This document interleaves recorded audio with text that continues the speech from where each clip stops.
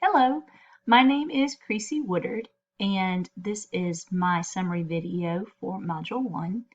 My preferred email is creasy@usca.edu, and I'm just going to continue on to the next slide. Okay, so first, Module 1 is it addresses the high leverage practices in special education, or HLPs.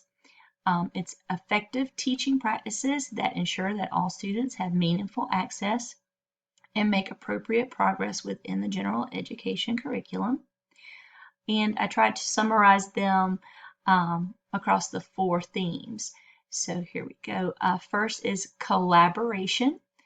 It is to collaborate with other professionals, then organize and meet with professionals and families to support student learning and secure services. Assessment is another big important part of it. To understand student strengths and needs, interpret and communicate information with professionals to design and implement education programs, and to use data, analyze practices, and make adjustments to improve student outcomes. Then there's the social emotional behavioral, to establish a consistent, organized, and respectful learning environment, to provide feedback to guide students' learning and behavior, teach social behavior, and conduct functional behavioral assessments to develop individual support plans. And then instruction, to identify and design instruction towards specific long, short-term learning goals, to adapt the curriculum toward learning goals, to teach cognitive and metacognitive strategies to support learning and independence.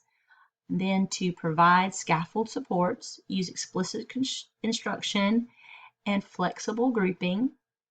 Then to provide intensive instruction and teach students to maintain and generalize new learning across time and settings.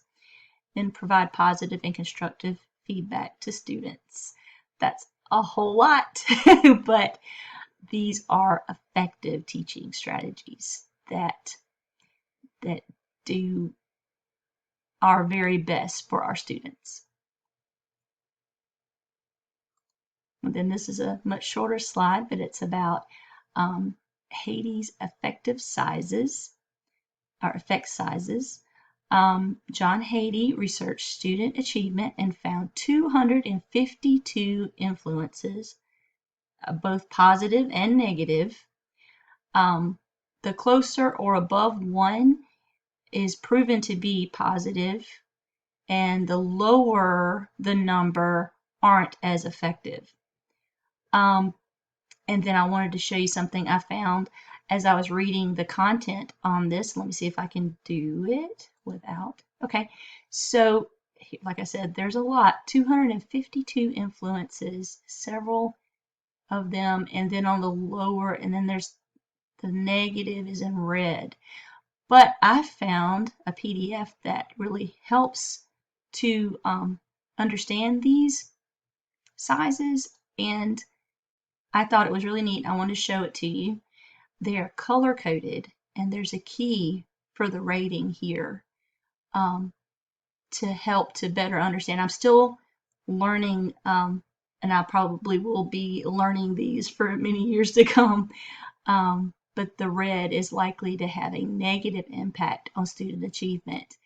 And then the color codes help us to determine the best ones. So yeah, that was a lot.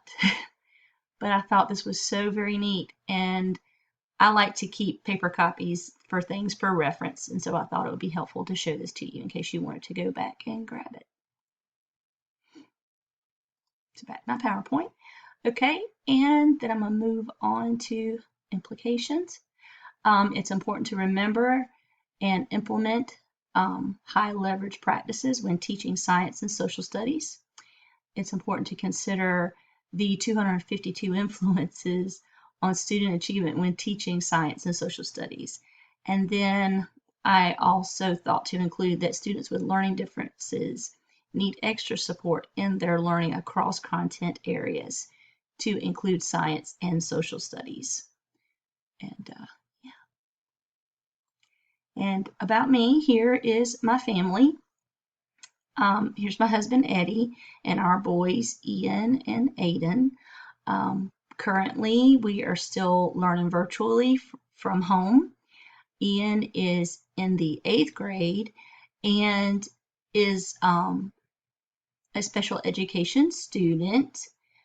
And then my oldest son, Aiden, he is an early college student. And so things at home are very interesting right now. We're covering a lot of topics, and it's really kind of neat because they're learning from each other too. So it's been really great to be home and helping them to learn, as I am also a student and learning how to help them to learn. So yeah, this has been a great time so far, and I look forward to learning a lot from this class about helping students to learn science and social studies. So thank you.